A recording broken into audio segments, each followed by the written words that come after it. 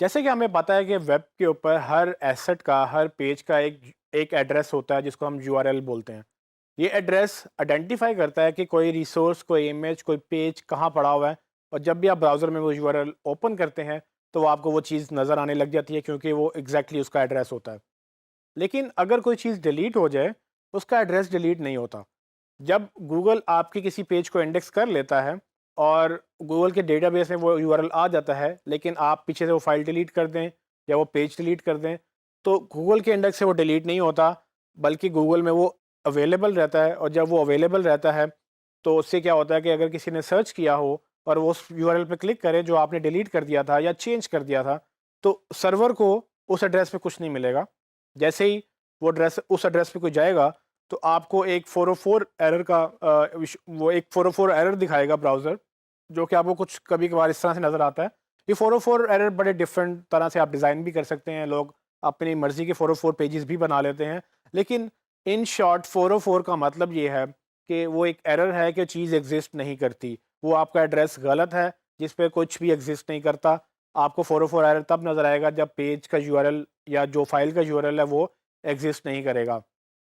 ये एक बहुत बड़ा प्रॉब्लम है। गूगल ये समझता है कि अगर आपके ब्रोकन यूआरएल्स हैं, तो वो आपको उस पे एसईओ में वैल्यू डाउन करेगा और अगर यूज़र आपकी वेबसाइट पे आता है और वो एक ब्रोकन पेज पे लैंड करता है, तो वो आपकी वेबसाइट छोड़ जाएगा। और इसके अलावा आपका बिज़नेस में भी काफ़ी इम्पैक्ट पड़ता है इन ब्रोकन यूआरएल्स की वजह से। तो इसमें 3 मेन चीज़ें देखने वाली हैं। आपकी एसईओ इफ़ेक्ट होती है, आपका यूज़र छोड़ के चला जाता है और गूगल पसंद नहीं करता ऐसी यूआरएल्स को, इसलिए वो आपकी जो है आपको पूरी की पूरी वेबसाइट को इम्पैक्ट करता है कि जी ये वेबसाइट में ब्रोकन यूआरएल्स इतने ज़्यादा हैं कि लोग क्लिक करके आते हैं और उन पे कुछ नहीं मिलता। वो आपकी वेबसाइट है या आपके क्लाइंट की वेबसाइट है, आपने ब्रोकन यूआरएल्स को आइडेंटिफ़ाई करना होता है और आइडेंटिफ़ाई करने के 2-3 तरीके हैं। कि एक तो ये कि आपको वैसी कोई पेज नज़र आ जाए कि जब आप जाएँ, सर्च करें और आपको नज़र आ जाए कि ये पेज तो एग्ज़िस्ट नहीं करता, आप उसको ठीक कर लें।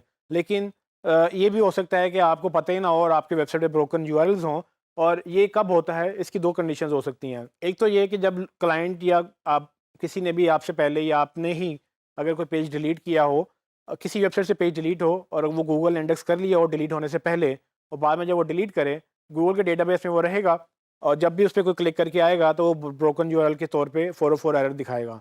सो या तो पेज डिलीट हो जाता है या कभी-कभार ये भी होता है कि आपने एक आर्टिकल लिखा, अब आपको नाम उसको चेंज करना था, आपने थोड़ी बहुत चेंजेस की और आपने उसका नाम डिफरेंट कर दिया, उसका यूआरएल डिफरेंट हो गया। अब बेसिकली आपने पेज तो डिलीट नहीं किया, लेकिन वो यूआरएल जो पहले गूगल इंडेक्स कर चुका था या सर्च इंजन इंडेक्स कर चुके थे, अब उसका यूआरएल चेंज हो गया।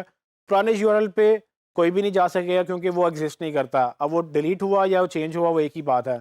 तो ये जब इश्यूज़ आते हैं, तो आपको ये देखना होता है कि जब आप वेबसाइट माइग्रेट कर रहे हैं, माइग्रेट से मुराद कि अगर आपने नई वेबसाइट बना ली है या आपने एक पेज की जगह दूसरा नया पेज बना लिया है, तो आप पुराने यूआरएल से नए यूआरएल पे रीडायरेक्शन लगाएँ।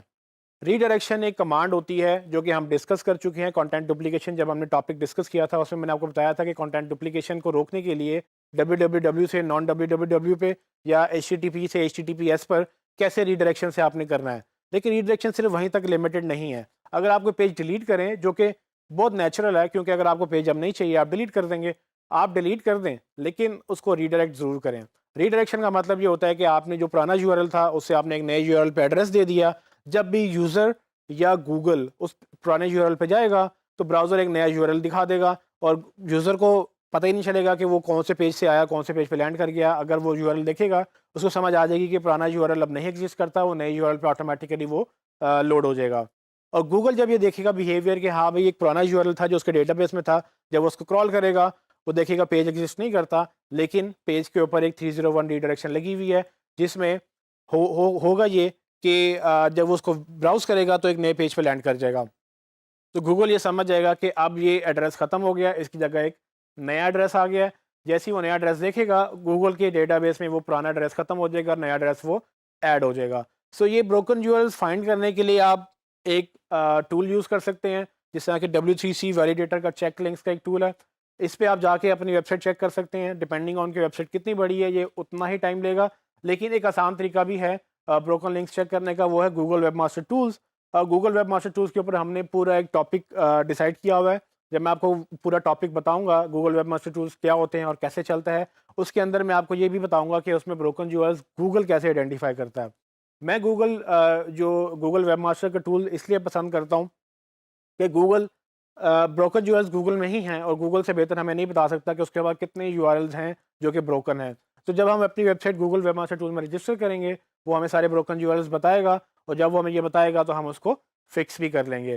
सो इन शॉर्ट आपने ये अंडरस्टैंड करना है कि ब्रोकन यूआरएल्स जो हैं वो डेंजरस हैं आपकी वेबसाइट के लिए।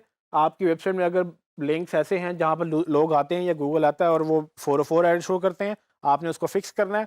अगर आपको नहीं पता कैसे फिक्स करना है, अगेन ये वो एडवांस पार्ट है जिसकी हमने पहले बात की। आपने अपने डेवलपर से कहना है कि भाई मुझे ये फिक्स करवाना है, आप इसको फिक्स कर दें। वो उसको पता होगा कि 404 एरर कैसे लगते हैं। अगर आप वर्डप्रेस यूज़ कर रहे हैं, आपको प्लगइन मिल जाएंगे। आप प्लगइन्स के तहत भी प्लगइन्स यूज़ करते हुए आप अपने ब्रोकन यूआरएल्स को खुद खुद भी फिक्स कर सकेंगे। लेकिन इन शॉर्ट अगर आपको नहीं पता तो ये ऐसी चीज़ है जिसमें हेल्प मांगने में कोई मसला नहीं है। आप अपने डेवलपर से कहेंगे भाई ये ब्रोकन यूआरएल्स हैं, मुझे बता दो कैसे करते हैं या मुझे कर दो। जब आपको खुद समझ आ जाएगी आप खुद भी कर लेंगे। लेकिन ब्रोकन यूआरएल्स अगर होंगे तो आपके एसईओ पे नेगेटिव इफेक्ट होगा। इसको आपने ख़त्म करना है इन एनी केस।